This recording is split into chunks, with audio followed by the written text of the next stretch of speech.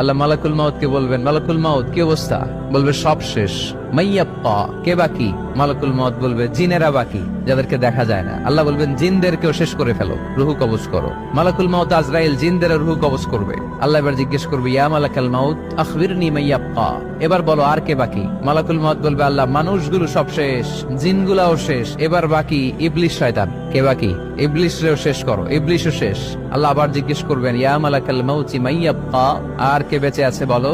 মালাকুল মাউত বলবে, আল্লাহ আপনার কথা অনুযায়ী পৃথিবীর সব মানুষের রুহু কবজ করলাম, সব জিনদের রুহু কবজ করলাম, ইবলিসের রুহু কবজ করলাম, এখন আছে শুধু ফেরেশতা। আছে কারা? যাও ফেরেশতাদের রুহু কবজ করো। ফেরেশতাদের রুহু কবজ হয়ে যাবে। এবার আল্লাহ জিজ্ঞেস করবেন, ইয়া মালাকাল মাউত আখবিরনি মাইয়াব্বা। মালাকুল মাউত বলবে, আল্লাহ আপনার কথা মতো ধরে ধরে সব শেষ, ফেরেশতাও শেষ, 4 জন ছাড়া। কয়জন ছাড়া? জোরে বলেন, কয়জন ছাড়া? ইসরাফিল, জিব্রাইল, মিকাইল,